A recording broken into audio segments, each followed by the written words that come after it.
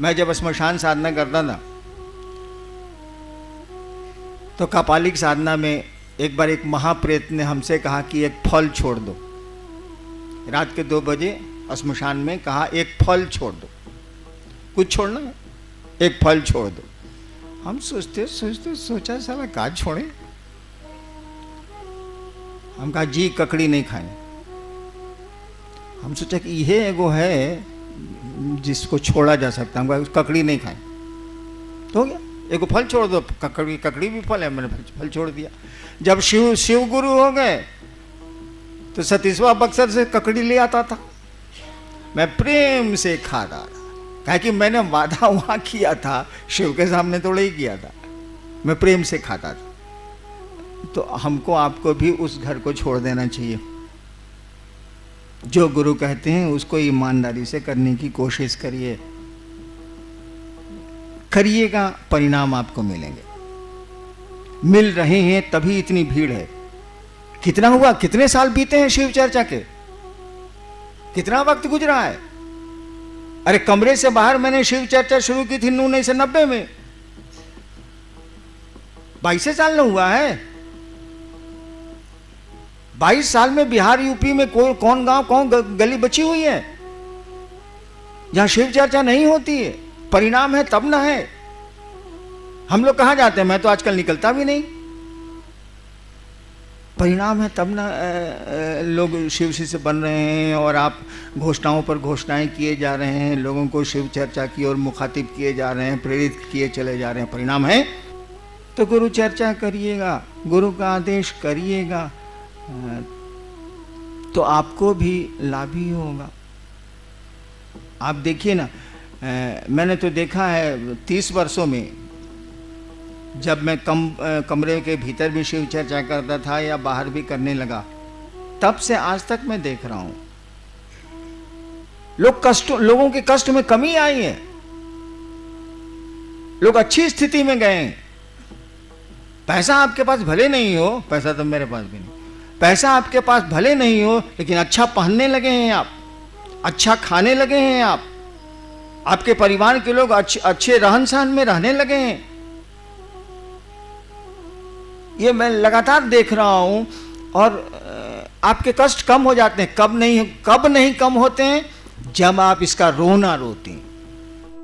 दवा खा नहीं रहा है, रोग के बारे में हल्ला कर रहा है, दवा बताई जा रही है, बताई जा रही है, आप सुन ही नहीं रहे। अरे औषधियों के इंतजार में व्याधियां प्रसार थोड़ी रोक देंगी। आप दवा नहीं खाएगा तो बीमारी रुक जाएगी कि बीमारी बढ़ेगी, उसका लक्षण है बढ़ती है, वो दवा तो खानी होगी।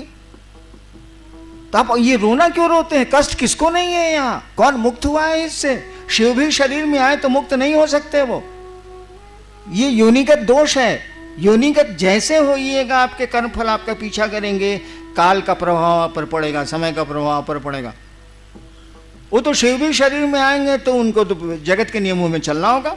हिंदुस्तान में घुस आइएगा आप अमेरिका से, आप कहिएगा कि यहाँ का कानून हम नहीं जानते हैं। वाह,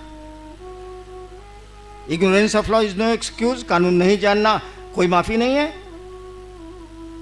अरे भाई, कोई आदमी इस देश में घुस जाएगा नेपाल से, कहेगा हमको यहाँ का कानून, यहाँ का आदमी नेपाल चला जाएगा, कहेगा हमको कानून नहीं मालूम था इसीलिए ऐसा किया, सजा नहीं मिलेगी उसको? मिलेगी। तो इस धरती का जो नियम है उसमें शिव भी आएंगे तो उनको यहाँ के काल चक्र में पड़ना ही पड़ना है। तो कौन मुक्त है यहाँ? और कष्टों के बाद भी कुछ चीजों को आप पकड़े हुए हैं। भारी परेशानी में भी कुछ चीजों को पकड़े हुए हैं आप। परिवार को पकड़े हुए हैं। बेटा अच्छा लगता है, पत्नी अच्छी लगती है, कुछ चीजें अच्छी लगती हैं, कुछ लोग अच्छे लगते हैं। भीषण कष्ट में भी जो अच्छे लगते हैं वो आपको अच्छे लगते हैं, उनको नहीं छोड़ते आप। शिव ही एक पराया है, वही महादेव दूसरा है। उसी से रिश्ता इतना कमजोर है कि छोड़ दिया जाए, बाकी किसी चीज को नहीं छोड़ा जाए। अच्छे कपड़े साफ पहनना नहीं छोड़ा आपने, नहाना नहीं छोड़ा आपने, खाना अपने मर्जी का खाना नहीं छोड़ा आपने। कष्ट है तो हैं, तब भी आप ऐसा करते हैं, व्यवस्था करते हैं आप। तो आपका गुरु ही इतना कमजोर रिश्ता रखिएगा तो कैसे चलेगा भाई साहब? धरती पर भी रखिएगा तो नहीं चलेगा। तो चलो, इतने कष्ट हैं, शिव भी रहेंगे तो क्या अंतर आएगा? इतनी परेशानियां हैं, एक हमारा गुरु भी रहेगा तो क्या अंतर आएगा? उसी में करेंगे। और करना शुरू करिए ना, वो दुख धीरे धीरे टूटते हैं, खत्म होने लगते हैं। कहा जाता है ना कि बनने में समय लगता है, टूटने में समय नहीं लगता है। एक बार मेरे टीवी में भगवती ने कहा था, मेरे टीवी में, झूठी कहानी, नदी आवा है न बउआ तो धीरे धीरे अह रहा है। जहाँ रहिए कि जहाँ की बोली होगी जवाब उसी की बोली में आवे, वहीं की बोली में आवे। मेरी ये भाषा नहीं है, मैं तो भोजपुरी भाषी हूँ। उत्तर आया था, नदी आवा है न बउआ, मन नदी में जब बाढ़ आती है, नदी आवा है न बउआ तो धीरे धीरे अह रहा है, यानी नदी के बाढ़ का पानी धीरे धीरे घटता है, अकबकाओ नहीं। एक बहुत मैं कष्ट में पड़ गया था, डॉक्टरों ने कह दिया था कि इसका कोई इलाज नहीं है। उसी पर उन्होंने उत्तर दिया था कि नदी आवा है न बउआ तो धीरे धीरे अह रहा है, यानी धैर्य रखो, नदी का पानी, बाढ़ का पानी खत्म हो जाएगा, फिर सूखी जमीन मिल जाएगी। तो आप जो आपकी मदद करने वाला है उसी को छोड़ देते हैं आप, उसी को अपने व्यापार का साधन बना लेते हैं। अरे उसको छोड़ दीजिए, बाकी करिए ना, कहाँ कुछ रोक रहा है कोई आदमी। जब रोक ही देंगे हम, आप मान ही जाएंगे हम, तो गुरु की क्या जरूरत है।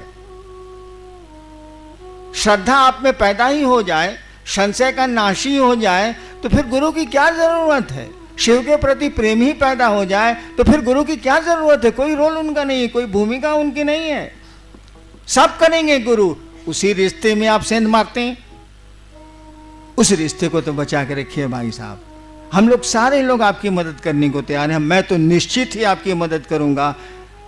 बस गुरु का आदेश, उनकी नियत से आप करिए, जो वो चाहते हैं वैसी नियत पैदा करिए, ऐसी ही उनसे दया मांगिए, और देखिए जिंदगी बदल जाएगी, खुशियां वापस लौट आएंगी।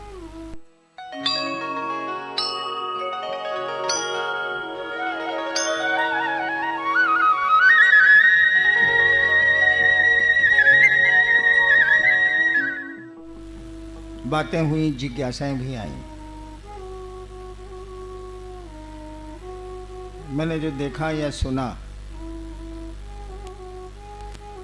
किसी ने शिवलिंग पर पूछा, किसी ने कहा कि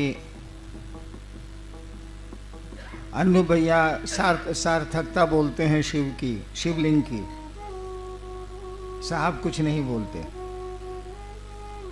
किसी ने कुंडलनी साधना पर पूछा, हालांकि आज विषय कुंडलनी साधना का नहीं था। एक बात समझिए, इस पूरी दुनिया का रहस्य क्या है। बात हुई है इस पर, कई वक्ताओं ने इस पंक्ति को अपनी चर्चा में कहा कि पूरी सृष्टि उस शिव की इच्छा से निर्मित है, उस ईश्वर की इच्छा से निर्मित। ध्यान दीजिएगा, आप भी निर्मित हैं उसी की इच्छा से। ये खुदा की खुदाई है, उसकी इच्छा से यहां सब कुछ निर्मित है, चल भी रहा है, टूट भी रहा है, फिर निर्माण हो रहा है। क्या वह इच्छा आपके पास है? मैं महोत्सव में नहीं बोल रहा, इसीलिए समझने की कोशिश करिए। वह इच्छा आपके पास भी है। क्या नहीं बनाए हम लोगों ने, बनाते चले जा रहे हैं। बीमारियों से लड़ने के साधन, रहने की व्यवस्था, आवागमन के नए नए उपाय, आवाम, क्या नहीं बनाए। किस चीज से बनाए? अगर सोचा नहीं होता, अगर संकल्प नहीं लिया होता, न टेबल बनता, न मकान बनता, न हवाई जहाज बनते, न पनडुब्बियां बनती। किसी ने सोचा, ज्ञान लिया, क्रिया की, यानी मूल बात है उसकी सोच, उसकी इच्छा। उसकी इच्छा, उस कहा जाता है कि शिव की इच्छा में तो बड़ा बल है, उसकी इच्छा ही शक्ति है। कहा जाता है शिव की इच्छा ही शक्ति है। शिव शक्तियों से जाने जाते हैं, उसी की इच्छा से वो जाने जाएंगे। वो आप में भी आई है। और बहुत कुछ तोड़ते हैं आप, बहुत कुछ बनाते हैं आप, बहुत कुछ रखते हैं आप, और इसके पीछे एक ही रहस्य है, आपका संकल्प। संकल्प शब्द का प्रयोग इसीलिए किया गया है कि आपकी इच्छा थोड़ी कमजोर है उस ईश्वर से। आप अस्पताल जा रहे हैं, नहीं भी जा सकते हैं, आप सर्कस देखने गए हैं, लौट आ सकते हैं, कोई घटना आपको वापस बुला सकती है, यानी इच्छा है आपकी कि आज सिनेमा जाएंगे, सिनेमा हॉल में बैठे भी हैं आप सिनेमा देखने को, और दुर्घटनाएं आपको घर भेज देती हैं, दूसरी जगह भेज देती हैं, और आपको जाना पड़ता है। यानी इच्छा तो है सिनेमा देखने की, लेकिन वो इच्छा टूट गई, किसी ने तोड़ दिया या टूट गई। यानी हमारी आपकी इच्छा है कमजोर, लेकिन यही इच्छा जब संकल्प का रूप लेती है, यही इच्छा जब भाव का रूप लेती है, एक ही चीज है वो, प्रेम, भाव और विचार। इच्छा जिसको बोलते हैं, इच्छा में विचार ही है, थॉट्स है। वही इच्छा जब मजबूत होती है तो आप इसको भाव शब्द देते हैं, है वही। यही भाव जब मजबूत होते हैं तब आप प्रेम या दुश्मनी जो कहिए आप प्रेम का रूप देते हैं, है वही। पानी वही है जो भाप भी बना है, या भाप वही है जो पानी भी बनता है, और बर्फ भी है वही।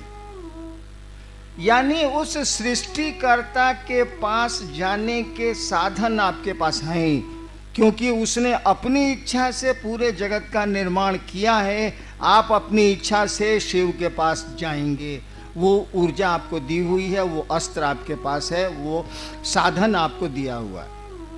आपकी इच्छा कमजोर है, इसीलिए कहा जाता है कि इस भाव होगा तो शिष्य बनेंगे आप, भाव होगा तो देवता लभ्य होंगे, भाव होगा तो देवताओं का दर्शन होगा। कुछ नहीं है, ये आपकी इच्छा है और कुछ नहीं है। इच्छा अभी होती है फिर टूट जाती, लेकिन इच्छा जब ठहर जाएगी तो उसके रूप बदलेंगे, उसके परिणाम भी बदलेंगे।